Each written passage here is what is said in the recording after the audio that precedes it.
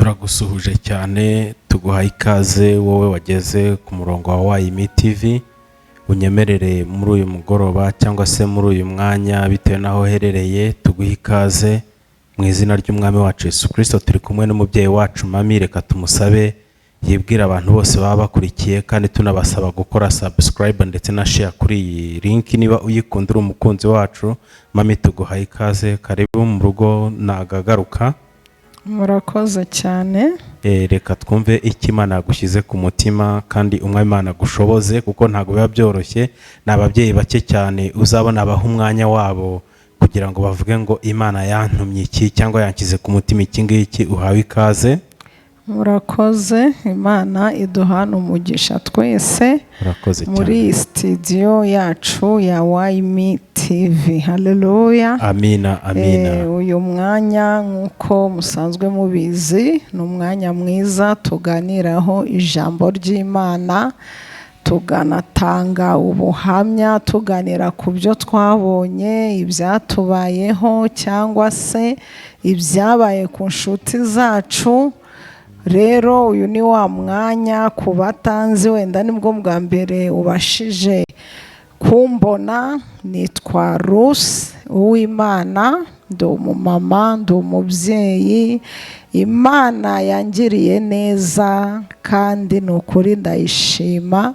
Imana imagurukije mu gihe nk'iki ngiki ngo tubashe kuganira ijambo ry'Imana, ibindi Imana iduhana umugisha.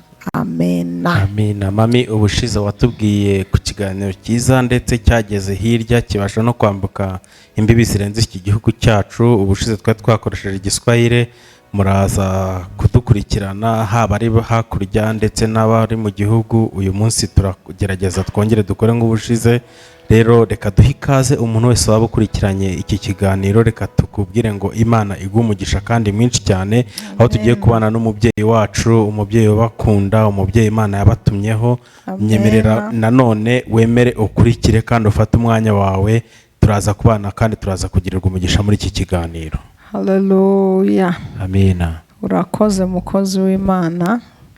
Koko hari ijambo tugiye kuganira mu rurimi rw'Igiswahili nk'uko dusanzwe tubikora, kuko intego yacu ni ukugeza ubutumwa ku bantu bose, yaba abavuga Igiswahili, yaba abavuga Ikinyarwanda. Imana nidushoboza, hamwe n'Imana tuzagenda twongeramo n'izindi ndimi zigiye zitandukanye, cyangwa se dutumire abantu bavuga indimi zitandukanye, kandi ndabizi bizadufasha. Haleluya. Na wasalimu nyote katika jina la Bwana wetu Yesu Kristo. Mahali popote pale ulipo ninakusalimu, nasema jina la Bwana libarikiwe. Mungu wa mbinguni, Mungu asiyesahau watu wake, akubariki popote ulipo. Wewe ambaye unanifuata katika televizio ya YMI TV, mahali popote ulipo ulimwenguni, ukiwa uko katika nchi za jirani au zilizokuwa mbali yetu, tunakusalimu na tunakutakia kila laheri na falaka. Mungu apate kukubariki. Amena. Acha tuombe Mungu, tuanze na neno la Mungu. Halafu katika hilo neno la Mungu tunakuwa na ushuhuda ya mambo ambayo tumeyaona. Tena najua utaenjoy, najua Mungu atakusaidia katika mambo yote. Baba, katika jina la Yesu Kristo wa Nazareti, hii ni muda ya kuongea neno lako Baba. Tena neno lako ni uzima.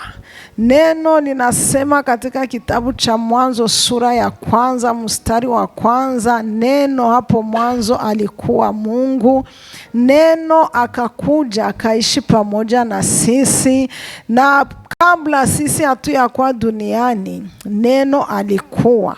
Na ndio maana tunaombea neno lako Baba, tunaombea wale watakaolisikia, hata na mimi pia ambaye ninataka kulizungumza ninajiombea.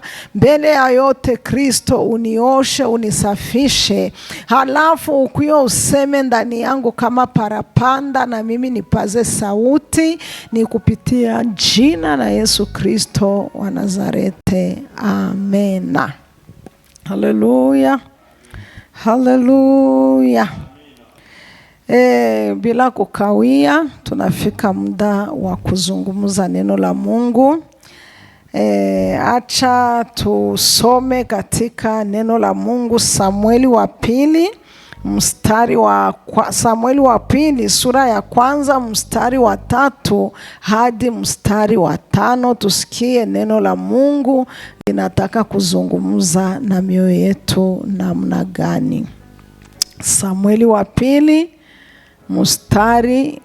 wa pili sura ya kwanza mstari wa 3 mpaka mstari wa 5.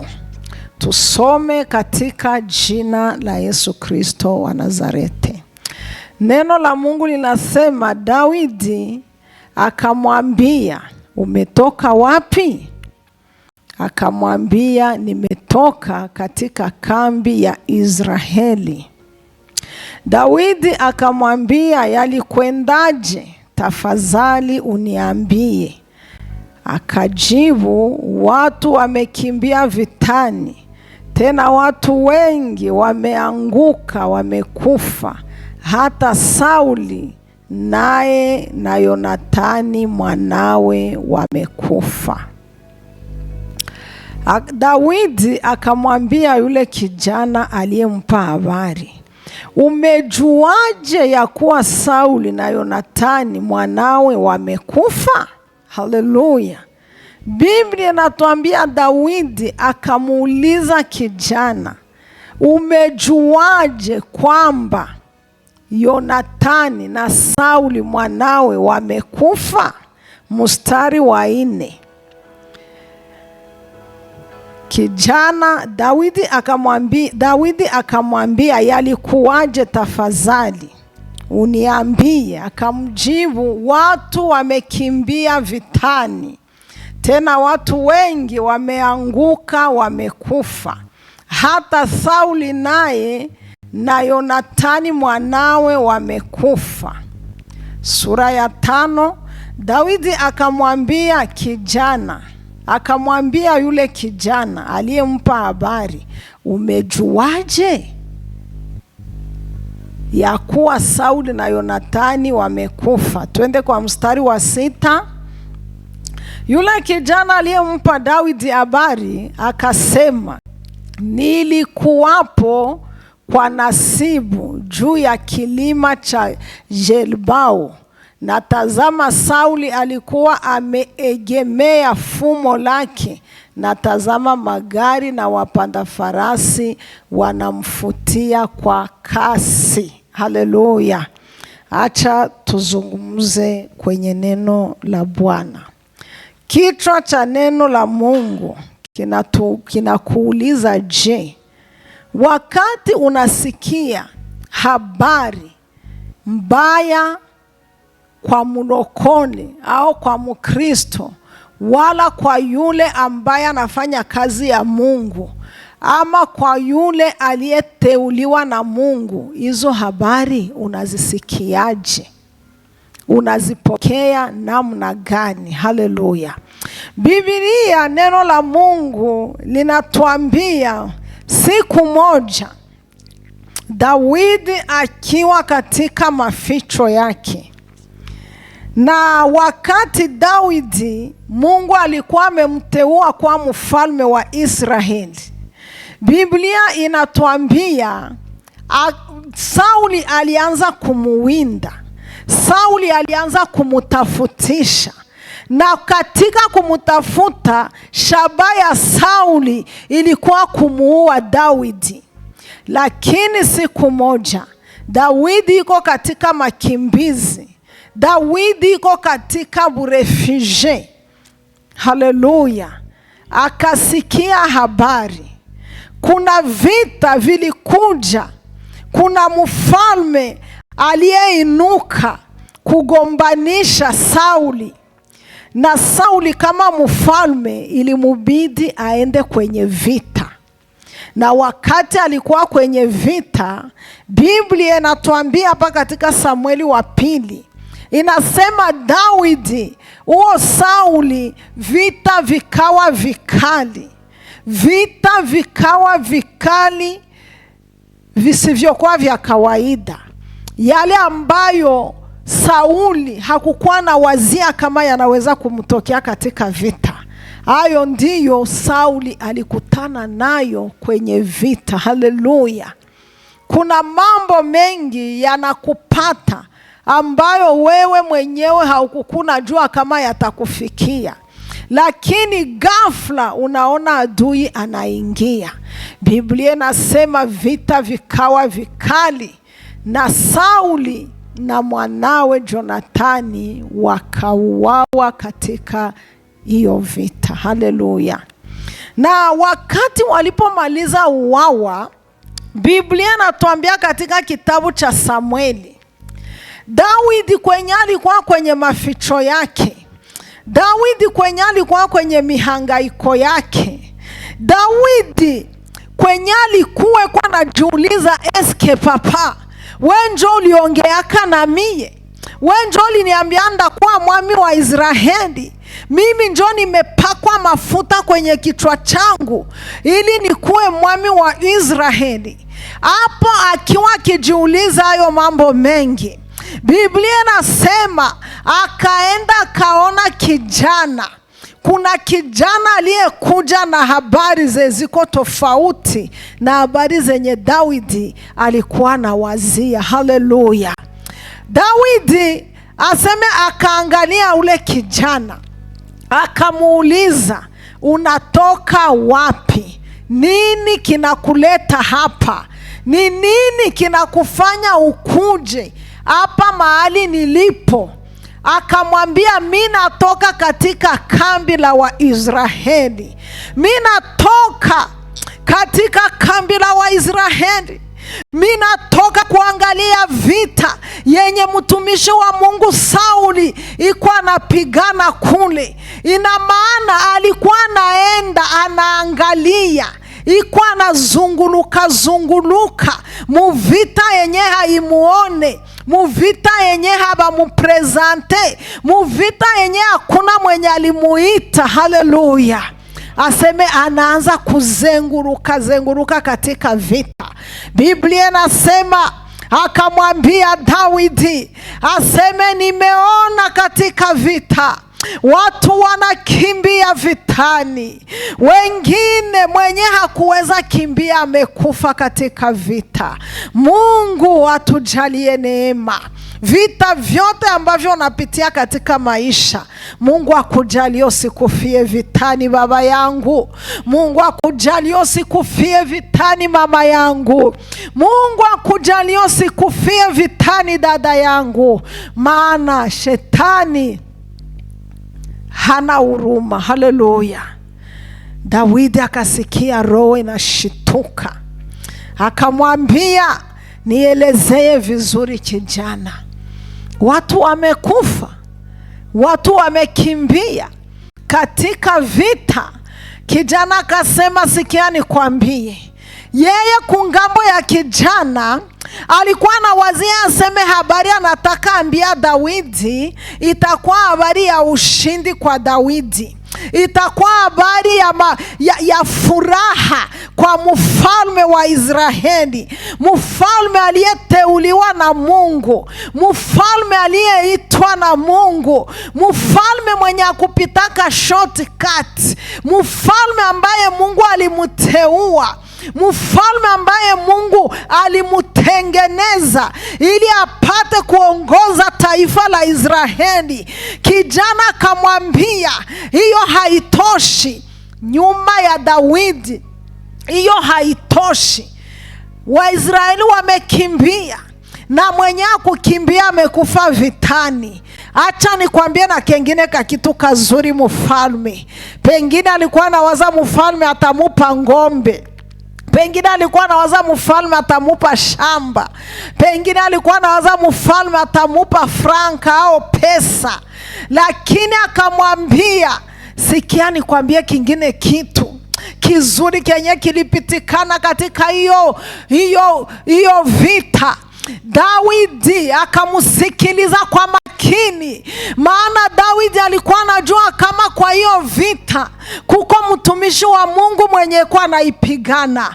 Alijua kama kuko Jonathani mtoto wa Sauli rafiki yake mwenye alikuwa anapigana hiyo vita. Haleluya, yo haleluya, haleluya. Akamwambia, sikia nikwambie, vita vimekuwa vikali, lakini kwa bahati nzuri Sauli na mwanawe Jonathani nao wamekufa katika vita hivyo. Haleluya. Murokone mwenzangu, Mkristo ambaye unaenda mbinguni, wakati unaposikia habari za maanguko ya mtu ambaye alikuwa muimbaji maalumu, hizo habari ndani ya moyo wako unazishika namna je? Ni mara ngapi unasikia hizo habari? Eske unafurahi, unalia, unapiga magoti, au unashangilia? Unasema Mungu asifiwe, adui yangu ameanguka, hivi mie njoo sasa niko mfasi yake. Bwana wa majeshi akusamee wewe ambao unakuwa katika hiyo hali. Biblia inatuambia hapo Daudi aliposikia hizo habari akararua mavazi yake, akavaa vigunia. Biblia inasema wale ambao alikuwa pamoja na wao nao wakafanya hivyo hivyo, nao wakararua mavazi yao, nao wakaanza kulia. Mfalme akalia, nao wakalia. Haleluya. Wakaanza lilia mfalme Sauli. Daudi akasema, kweli mfalme wa taifa ameanguka. Daudi akaanza kuona, akakumbuka ni mara ngapi Jonathani waliishi naye, akakumbuka vitu vingi ambavyo waliishi navyo na Jonathani. Akaanza kuangalia ngizi walichangia mkate, akaanza kuangalia hiyo nyumba ya kifalme. Daudi akahuzunika, moyo wake ukanungunika. Haleluya. Moyo wa Daudi, Biblia inasema ukanungunika. Samueli wa pili sura ya 1 mstari wa 11. Mtumishi wa Mungu, tutinie hiyo tuisome. Haleluya. Aseme moyo wa Daudi ukahuzunika, moyo wa Daudi ukajaa hasira. Akaanza jiuliza, ni nini limepata mtumishi wa Mungu? Akakumbuka huyu ni mfalme aliyewekwa na Mungu, mfalme aliyetawazwa na Mungu, mfalme ambaye Samueli alimumwangia mafuta akamchimika kama mfalme wa taifa la Bwana. Daudi akaanza jiuliza, itakuwaje sasa? Biblia inasema katika sura ya 11.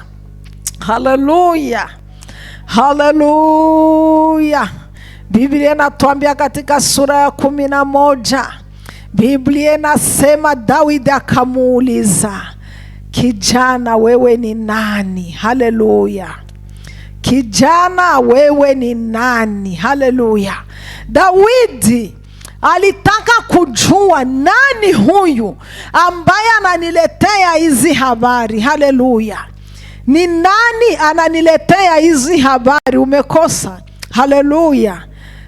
Samueli wa pili sura ya 1 mstari wa 11.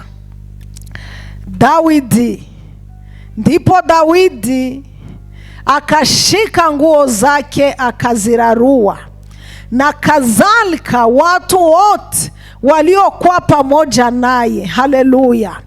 12 nasema wakaomboleza, wakalia, wakafunga hata jioni kwa ajili ya Sauli na kwa ajili ya Yonathani mwanawe na kwa ajili ya watu wa Bwana na kwa ajili ya nyumba ya Israeli, sababu wameanguka kwa upanga. Haleluya, haleluya, haleluya. Biblia nasema Daudi akalia, akaanza kuomboleza. Biblia nasema na watu wote waliokuwa pamoja na yeye, aseme akajinyima chakula, akavaa vigunia, wakafunga maombi, wakafunga toka asubuhi mpaka jioni, bila kunywa, bila kula, wakajiima furaha yote, kwa sababu watumishi wa Mungu wameanguka vitani. Haleluya. Kuna watumishi wa Mungu ambao wameanguka vitani. Kuna watumishi wa Mungu ambao wameanguka makanisani. Kuna watumishi wa Mungu ambao wameanguka magerezani. Kuna watumishi wa Mungu ambao wameanguka katika uzinzi. Wengine wameanguka katika uasherati. Wengine wamekufa katika hivi vita vya ulimwengu. Lakini wewe mrokore unayenisikia asubuhi kama na hizi, asubuhi kama na hii, au jioni kama na hii, unaposikia kwamba mtu ameanguka vitani, unafanyaje wewe? Unajikamataje katika hiyo maanguko ya wengine? Haleluya. Haleluya. Kuko mwimbaji moya na mkumbuka sana, tuliwahi kuomba naye maombi kwenye kanisa linaitwa Makimbilio. Dezi Kindobo alikuwa mwimbaji katika nchi ya RDC. Aliimba nyimbo mwaka sema, Bakristu ya leo biko sama jogo. Jogo inakuyeku inakula muogo, inakufia kwa ile muogo. Lakini mwingine Mkristo anakuya mbio, pari angalia maiti ya jogo, anaangalia muogo yenye ye mwenzake alikufia ako. Haleluya. Bakristo ya leo, bapastere ya leo, baimbaji ya leo, baevangeliste ya leo, batumishi, manabii wa Mungu, kwa nini tunafurahia maanguko ya wengine? Kwa nini tunakaa kwenye mabaraza tukiwateta watumishi wa Mungu, tukiwasumulia watumishi wa Mungu? Ona, ule pastere ameanguka, ule ni mulevi, ule ni mkunywa pombe, ule ni muongo. Sikia nikwambie, hata kama angekuwa ni mulevi, hata kama angekuwa ni msema ongo, we muache, maana kuko Mungu mwenye alimuitaka. Hakuna mtu anaingia mwa hii kazi ya kuitwa na Mungu. Hakuna mtu anajiitaka mukazi ya Mungu. Juu business ziko mingi, vya kufanya viko mingi, vya kuingia amo viko mingi, buchuruzi iko mingi. Lakini wakati yoyote ile ukiona mtumishi wa Mungu kwenye kazi ya Mungu, ndugu yangu, nakwambia muheshimu. Haleluya. Amepakwa mafuta na Mungu. Wewe ni nani hata kuhukumu watumishi wa Mungu?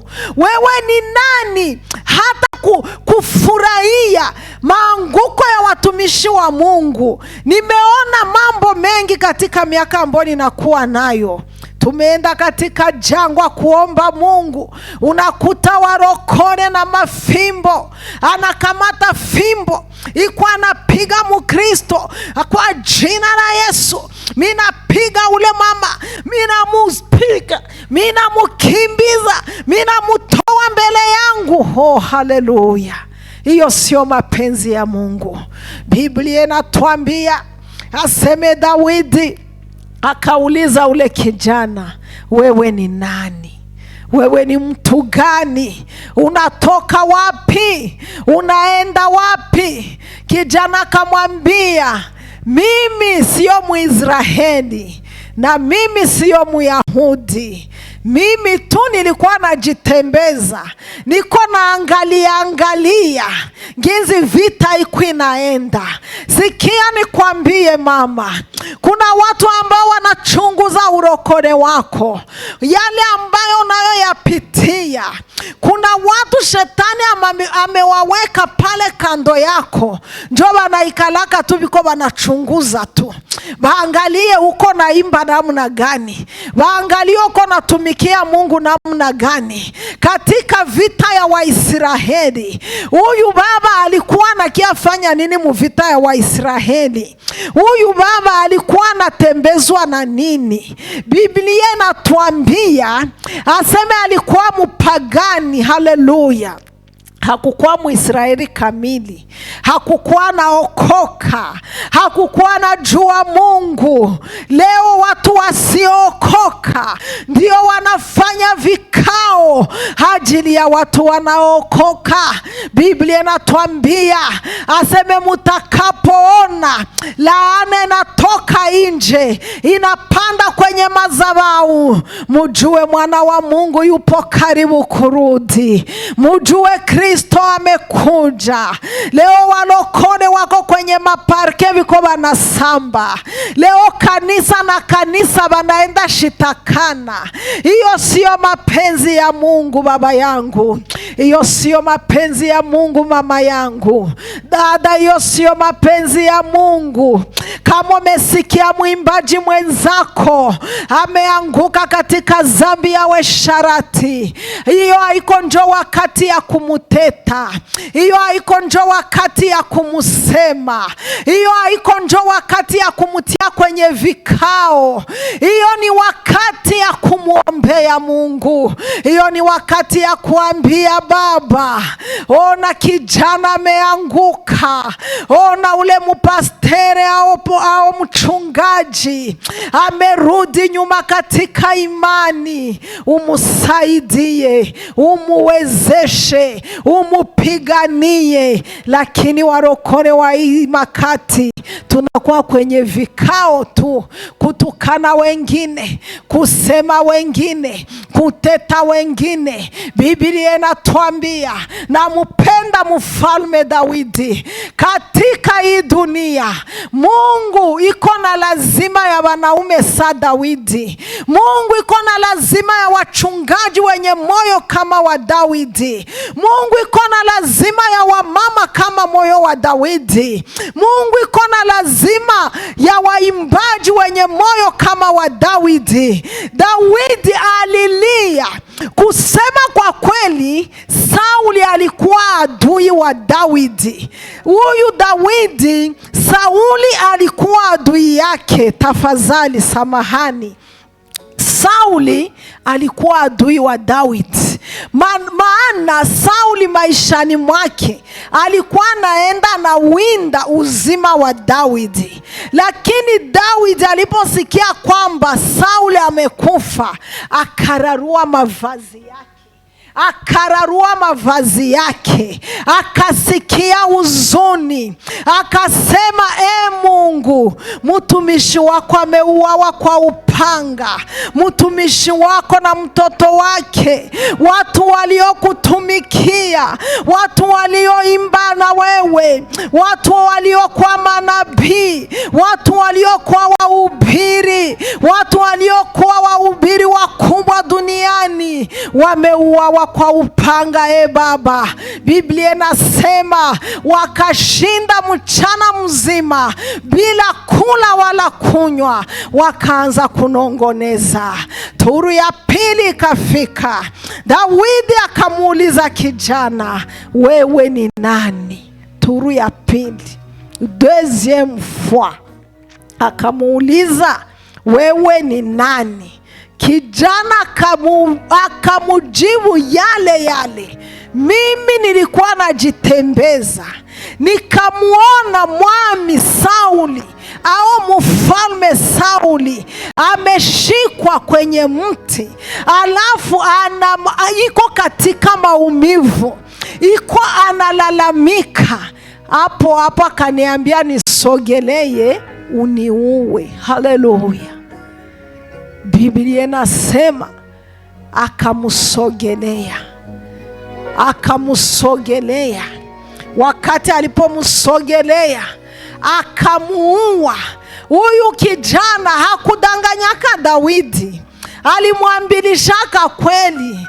Akamwambia huyu Sauli hakuuawa na upanga wa adui zake, wala adui zake hawakumshika, lakini mie munaona hapa, mie njo niliua Sauli, nikamkata shingo.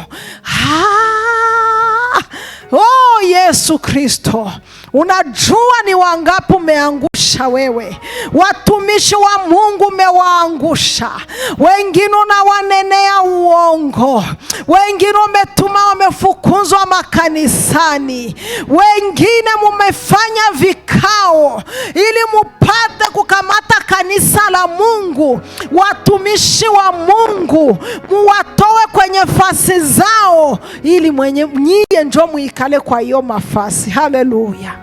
Ukiona mwenzako muimbaji anaimba vizuri kwenye kwaya, anakuzidia sauti, unaanza kufanya mbinu, aseme acha ni muondowe, pengine mimi nikibakia mwa hii kwaya, pengine mimi nikibakia hapa, mimi ndio ndakuwa muimbaji wa ajabu.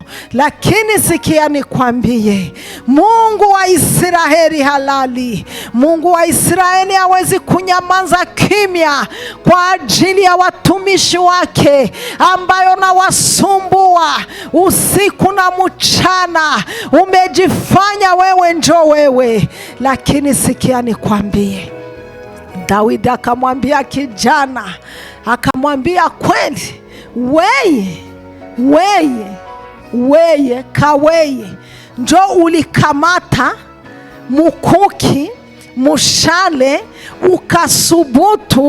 ukasubutu ukaua mtumishi wa Mungu. Haleluya. Kijana kasema, baba mfalme wangu, ona nimekuletea taji ambayo Sauli alikuwa anaivaa, taji ya kifalme. Nyuma ya kumuua, nimetoa taji ya kifalme kwenye kichwa cha Sauli, alafu nimekikuletea wewe. Akamuletea taji, akasema nimetoa na kikomo kwenye mkono wake. Kuko vikomo ambavyo wafalme walikuwa wanavaa, hata ukimuona njiani utajua kwamba yule ni mfalme. Haleluya. Kuna taji ambazo Mungu amevalisha watumishi wake, lakini leo wewe unasubutu tu kutosha mtumishi wa Mungu taji. Hauna haya, hauna woga, unabeba taji ya mtumishi wa Mungu. Hausikia hata boga mwakili yako, mumafikara yako. Dada, umeangusha watumishi wa Mungu mara ngapi katika usharati? Unakuya mbele ya mtumishi wa Mungu, unavala kapitula, unavala stringe, hauvale uko uchi, unaita mchungaji, nataka uje uniombee, nimeota ndoto mbaya, kusudi tu wende umuangushe. Unabeba taji ya watumishi wa Mungu. Dada, achia hapo, achia hapo, maana kuna kuja siku ambazo hiyo mataji yote yenye ulivuaka watumishi wa Mungu nyuma ya kuwaangusha muzambi, hiyo mataji yote, kuko siku Baba ataileta mbele yako. Mungu akusaidie. Mama, unakamata watumishi wa Mungu ndani ya kanisa sababu uko na pesa. Wakisema majengo natoa mamilioni ya pesa. Wakisema mchungaji ana safari ya kwenda Amerika, unasema mimi nitagharamia huo mchungaji.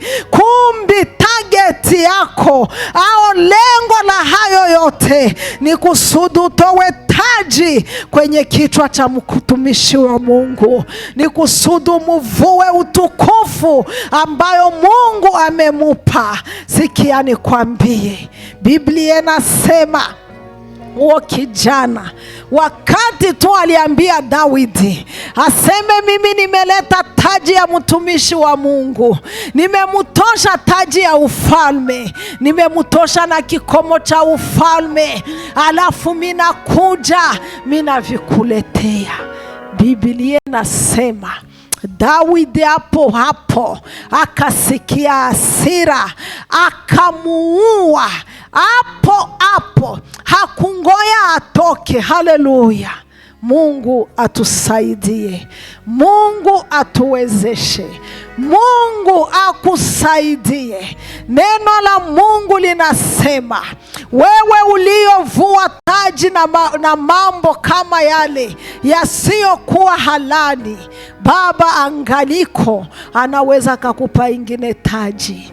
Umesingiziwa, wamekusingizia warokone, umesingiziwa na wadada ndani ya makanisa, wale ambayo ulijua kama ni marafiki, hao ndio wamegeuka maadui. Wale ambao ulijua kama ni warokone, hao ndio wamegeuka wapagani. Sikia nikwambie mtumishi wa Mungu, hata kama unaimba ndani ya kanisa, hata kama unatoa sadaka nyingi, hata kama unasaidia wa maskini, hata kama unajenga makanisa, hiyo haijalishi. Heshimu watumishi wa Mungu. Hapana kufurahia kilio cha mwingine. Ukisikia tu binti mwenzako ameanguka, we njo wakubeba safari, we njo wakubeba habari, unaenda sema mwenzako. Ukisikia tu muimbaji fulani bwana yake alimupiga nyumbani, we ule kwa mama fulani, unajua ule mzee wa kanisa akapiga mke wake, unaanza kushangilia. Lakini sikia nikwambie, wewe ambona kwa katika safari ya kwenda mbinguni, wewe ambaye uko Muisraeli wa kweli, usifurahie mateso ya wengine, usifurahie maanguko ya wengine, usifurahi wakati mwingine yupo kwenye shida.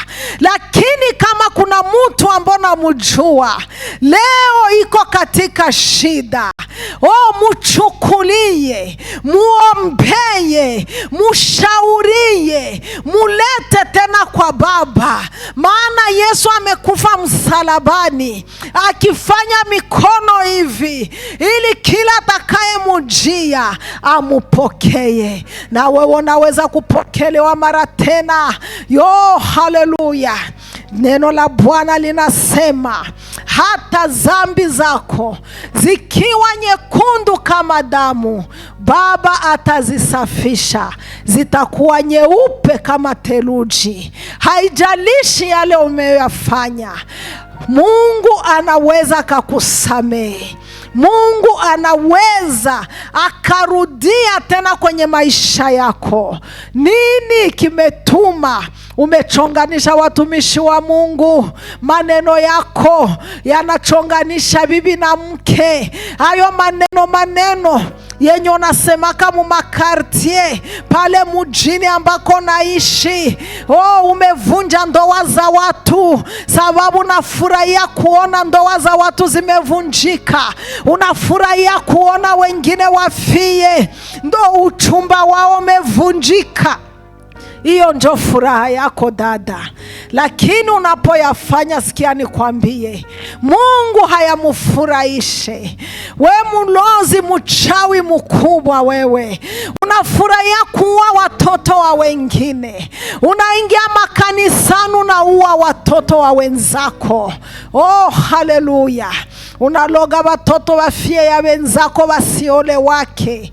Lakini sikia nikwambie, hayo hayafurahishe Mungu hata kidogo. Kinachomfurahisha Mungu ni wewe kushuka, ni wewe kutubu, ni wewe kukamata maamuzi, kukamata decision. Unasema, Baba, nimefanya mambo mengi yasiyokupendeza, lakini nyuma ya kusikia ujumbe ninakamata Mungu decision ya kuacha yote yale ambayo nimeyafanya.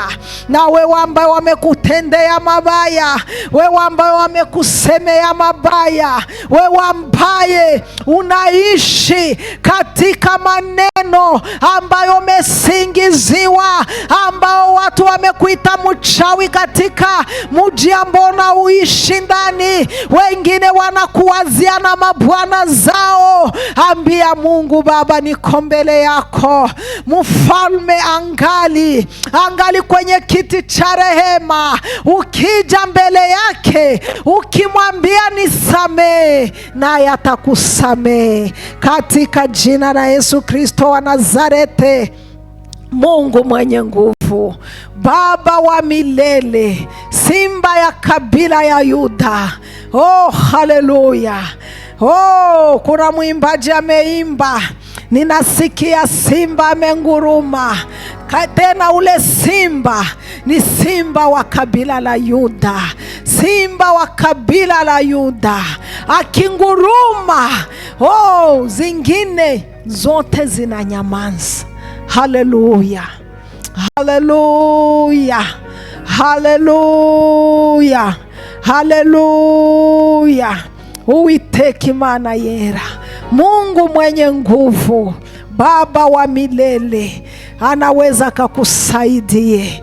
Usikuna furahia mateso ya wengine mama, usikuna furahia kifo ya wengine, usikuna furahi juu uliona nyumba ya fulani naanguka, usikuna furahi juu mwenzako walimfukuza mukazi, usikuna furahi juu uko kukiti yenye haiko yako. Hapana, kama mwenzako anakutanana na shida, omba Mungu, uambie Mungu, nisaidie, maana yanayomupata leo kesho na wewe yatakupata. Haleluya, kesho na wewe yatakupata. Vrani upa, Biblia inasema kile kikombe unachokinyweshea wenzako na wewe kesho utakinywea. Haleluya. Dawidi akalia, akaomboleza. Kweli na wewe lilia kazi ya Mungu, lilia watumishi wa Mungu, lilia familia yako, lilia kazi yako ambayo inataka kupotea, lilia wavulana ambao wanaingia katika ulevi, lilia wale ambao wametoka kanisani. Hii siku zetu kwamo za mwisho, haiko siku za kuchekelea wengine, ni siku za kujiuliza, mie sai niko mukanisa, sai niko muokovu, kesho nitakuwa wapi? Ambia Mungu, saidia taifa lako. Usichekelea ukiona watumishi wa Mungu wanachekelewa, usichekelea ukiona mama amefukuzwa katika unyumba wake, usichekelea ukiona ndoa ya watoto wa wenzako haifanyike, usichekelea ukisikia fulani iko kwa muganga kwenye hospitali. Hapana kucheka magumu ya wengine. Murokore hana adui, ndugu yangu. Adui wetu ni mmoja, ni shetani tu. Haleluya. Hata mwenzako angekuchukia, ujue ni shetani kamutumikisha. Dawidi alijuaka mzuri, akasema huyu Sauli hanichukie, maana hanijue. Kinachotuma ananichukia tu ni wivu, ni kujiuliza leo kama haiko mfalme mimi ndio ndakuwa mfalme. Hakuna kingine. Kenye kilitumaka Herode anaenda tafuta Yesu, haiko juu Herode alikuwa anajua Yesu, haiko juu Herode alikuwa anamchukia, lakini alijiulizaka, huyu mfalme mimi nasikia amezaliwa, sasa mbona anazaliwa na mimi ningali mfalme? Maana yake hivi anazaliwa ningali mfalme, atakia niondoe kwenye ufalme wangu. Hapo Biblia nasema Herode akaanza kuwinda Yesu. Sikia nikwambie ndugu yangu, sikia nikwambie mtumishi wa Mungu, sikia nikwambie dada yangu, sikia nikwambie wewe ambaye unasikia ujumbe huyu, hakuna mtu anayekuchukia, hakuna mtu anayekuchukia, lakini kile kilicho ndani yako, kile ambacho Mungu alikuitia, ile karama yako ile, ndio inatuma shetani anakutumia maadui kusudi wakupiganishe, kusudi wakuue, kusudi watoshe tala yenye Mungu alitiaka muweye. Lakini mimi nakwambia muda kama na huyu, weye omba Mungu, ita Mungu, haleluya, utaona maadui wako moja kwa moja wanaanguka mbele yako. Haleluya. Acha tuombe Mungu. Haleluya. Acha tuombe Mungu. Umepitia mengi, umeona mengi, lakini Baba wa mbinguni akusaidie mahali ulipo, akusaidie Mungu, akusaidie. Ili neno naomba Mungu alikutanisha na maisha yako. Pengine kuna watu wanataka kukuua, kuna watu wanataka utoke kazini, kuna mtu ambaye anataka nyumba yako aingie amo, lakini usiogope. Mungu wa Isaka na Yakobo, Mungu wa Dawidi, Mungu anayeishi mahali pa juu ambako hakuna mtu anaweza kupafika, atakusaidia, atakuwezesha, atakupigania katika jina la Yesu Kristo wa Nazareti.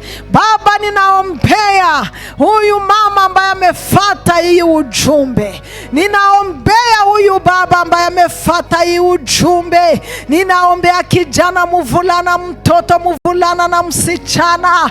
Baba, neno lako linaombewa, lakini ninawaombea ili upate kuwasaidia, ili upate kuwawezesha, uwapiganie katika jina la Yesu.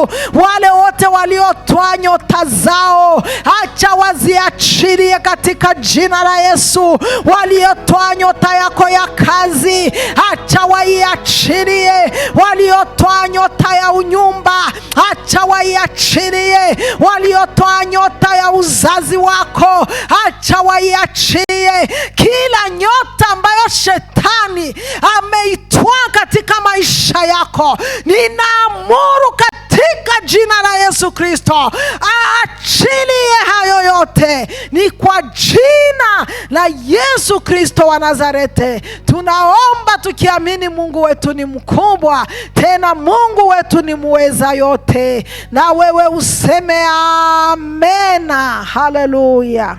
Mungu awabariki. Asante sana.